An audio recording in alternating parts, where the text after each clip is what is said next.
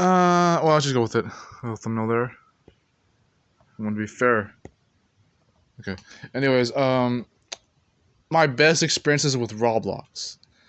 They advertised this game one time. Some of us have seen this one, the advertisement where they have a copy-paste tower of a skyscraper. And it's like, it's either invigorating or it's cancer. But here's the thing. In the moment, it's invigorating because it feels like the most diabolical thing ever. That the cancerous part of it being copy-paste is why it's invigorating. Because you're making it look like a multiplication table can help you have fun. Which is kind of the point. And then you have in my mind going to like, well, I'm gonna have a spinning disc donut slash quadra-sized donut spinning disc donut in the form of architecture in the middle of Egypt. That's where my mind was going when I saw that Roblox ad.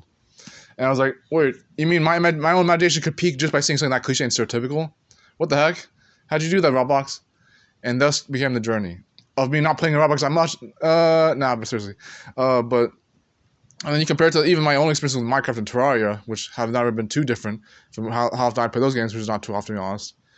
Even Minecraft, actually, let alone Terraria. But Roblox, on the other hand, you know, as far as free-to-play games are not freemiums like RuneScape and free-to-plays like Battlefield Heroes, they will always have a place in my heart, and they still have paid features, but they're a little different. Roblox being paid for is a little different, but Roblox, as far as the game is concerned, had a lot of creativity going for it that you could actually take into the workplace, and you wouldn't have to even make this like, oh, neurotypical, ADHD, ADD, autism. No. Don't get it twisted.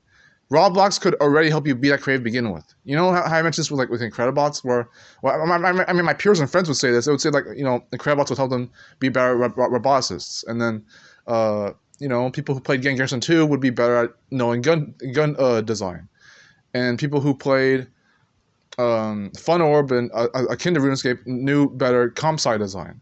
So and you get this with even like things that are fun like plug and play things like Microsoft Power Apps. So with Roblox, as far as a literal children's game is concerned, Roblox has a lot of truth to it. You remember that like that oof meme where it's like, okay, oof, right? Like oof, shots fired, right? Overcomplication of that, but I don't digress. Don't digress. Those are very fun ideas because they're literally, and I meme with being the definition of an idea, or idea being defined by memes lately in this day and age culture, quantitatively speaking. Roblox was a very fun game to play because you could just make a world. You could even customize yourself. And Roblox was the game that could culturally design yourself and your world around it. It is kind of a solipsistic. It is kind of a solipsistic way of seeing reality, but at least it makes sense, okay? And this is probably respectable more than I'm willing to see confirmed objectively anyways.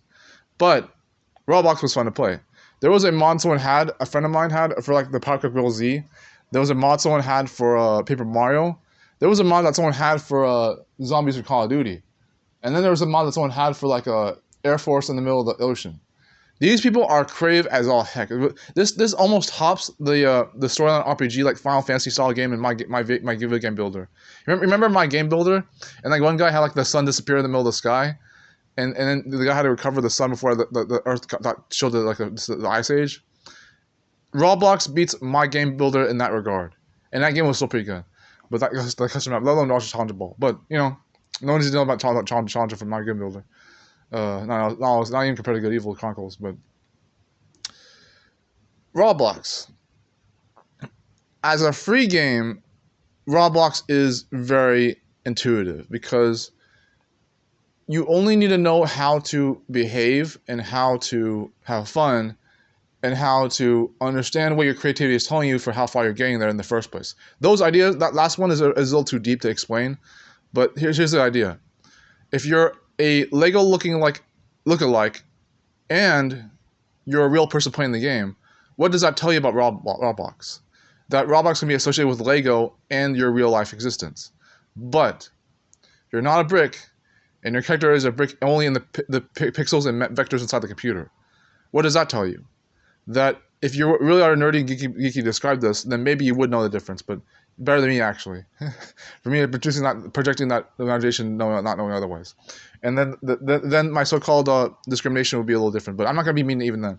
So let's just say you're smart enough to know the difference and not care my crap, okay? That will tell you a lot of different things, right? That, oh, wow, well, the Roblox character is not really real, but I'm real. So why is it solipsistic? Because it's not. because you're imagining the world around you and yourself, because that's how the world does work. It is a part of how the world would work with or without an elephant pushing architecture around, right? World works. But if let's say you're an elephant in Roblox and you're pushing around blocks and Legos, and those to you are real, but you're a proverbial elephant pushing them around, John Oliver style, Jumbo 2 style, from Armor Games. You're pushing them around, and what do you find? Nothing but bricks and brick you. Brick you and brick that and brick this and brick that and brick you and brick you. I'll brick you back. I'll brick you back next time, you piece of brick. Right? Have fun, right? But look at that though. Because you have now created an entire world where even the things you define being better for your life are just Legos. The one feared landmine, worse than landmine, that you could just step on and it'd be worse than a landmine.